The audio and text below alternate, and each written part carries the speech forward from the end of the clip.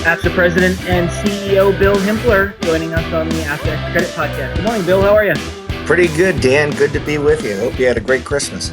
I did indeed. I hope you did as well. I did. Thank you. Very good. So wanted to catch you quickly before the end of the year. We're fast approaching the new year, and I think to be cliche and Well, say the somebody's got to tell Congress that first. Right. On that note, I guess it continues. 2020 has been a unique and challenging year, I think, to say the least. Can you tell us, how AFSA was able to continue to excel and achieve its goals in such a unique year?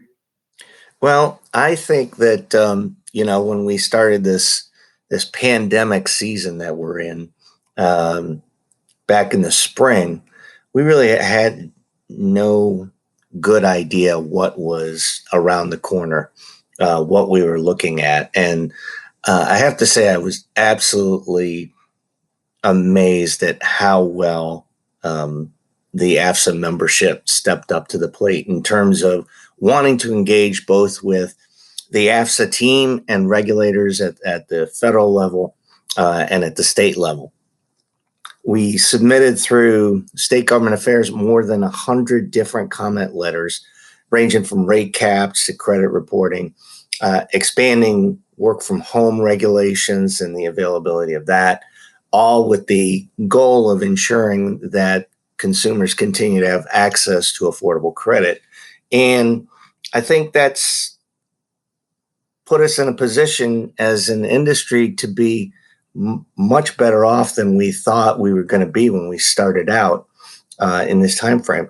I mentioned working with regulators. We're the only national association that was working regularly with regulators in New York, New Jersey, Massachusetts, and I better say Minnesota, or Danielle will be upset with me. And we worked with on Capitol Hill, Celia Winslow and Ann Harder and their team worked very closely with members of Congress to make sure that as Congress was anticipating COVID relief packages, that we were not put in a position where it was increasingly difficult to make that availability of credit for consumers regular. So we also sent data to the CFPB to show how we were trying to engage with customers. We were able to do that in a relatively short period of time. I think it took just a few weeks. And we were able to continue to engage the CFPB as to, the importance of being able to service customers with the debt obligations that they have, as opposed to, third-party debt collectors. And we're able to keep creditors out of a debt collection rule that they just published. So I think those are some of the highlights. Yeah, that's great. And on top of all of the other things, the daily comment letters, the communications things, all of the different things, I think AFSA, as you say, is done a great job, as have our members gone far more than that to make sure that they're meeting their customers where they can. Right. I think one other area that is really important to the membership is the conferences. There's a lot of networking that goes on at those face-to-face. And I know, Dan, you and I both miss them, enjoy them immensely. We learn a lot from our members there.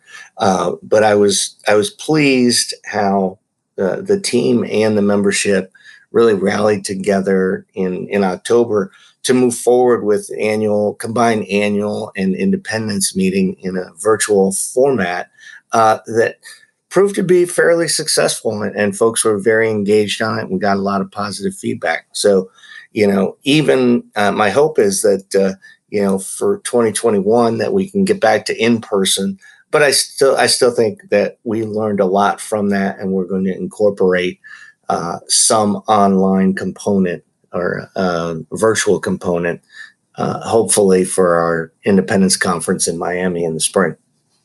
Yeah, I agree with you. I can tell you, I can't wait to get to anywhere other than my home at the moment.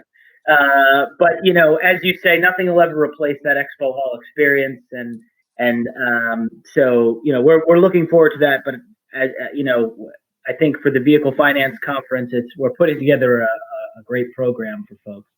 Yeah, it's coming together very nicely. I think the fact that we bought ourselves a few more weeks and are doing it in February has allowed us to line up a great set of speakers for that meeting, and I'm looking forward to it. So looking ahead then into 2021, you mentioned it, and we're working on the meetings, but as always, we're focused on advocacy and our issues most important. So what are some of the issues that are top of mind for you moving into 2021? Well, I'm not sure they're going to change a lot. At top of mind, be it on Capitol Hill or in the state capitals, rate caps continue to be of great concern. Folks that want to push rate caps, have got great intentions, but just don't understand that what they're doing is actually cutting off access to credit for folks that may need it the most, be it to fix their car to get to work, to replace a refrigerator.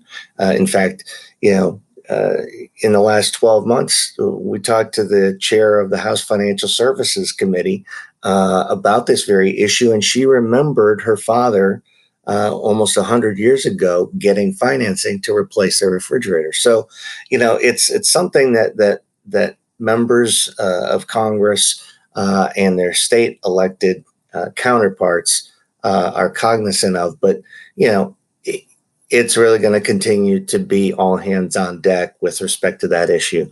I think privacy is going to continue to be a huge issue. Debt collection is going to be a huge issue. As we see spikes in some of the COVID testing, policymakers are going to look to put additional restrictions on credit and collections. Looking at the notion of increased forbearance and the like. And like I said at the outset, these are done with the best of intentions, but there are unintended consequences that can actually hinder the consumer and make it very difficult. On the vehicle finance side, I think ancillary products are going to continue to be under a microscope with policymakers in Washington and around the country. And I think those are kind of the major issues that we're facing. Definitely. Yeah, it's so interesting talking about the member of Congress that we were speaking with about, her remembering her father getting financing. I mean, this is kind of what we've talked about for a long time, which is AFSA members and their products have been in their communities on Main Street for over a century. I mean, it's just an incredible work that they're doing, and they've been doing it for years. They're very good at it. So, that's where AFSA works very hard to maintain an education process and to ensure that regulators and policymakers understand the kinds of products that our members offer. Yeah, I mean, you hit the nail on the head, Dan. When folks ask, if I'm a lobbyist and I am still registered, what does that mean? And then it comes down to education, meeting with policymakers and their staffs to bring them up to speed on all of the nuances of the panoply of federal laws and state laws dealing with consumer credit, not to mention all of the different agencies at the federal level as well as at the state level that have their hand in the mix. And so you've got a lot of moving parts. Folks think it's relatively simple. It's not. We're one of the most regulated industries out there. And it's important that these folks know exactly, what they're tinkering with. So, it is an education process, and it's an ongoing education process that our members are very good at. They're great at telling the story, giving us the resources as their eyes and ears in the state capitals and in Washington to deliver an effective message of the importance of access to affordable credit. Fantastic.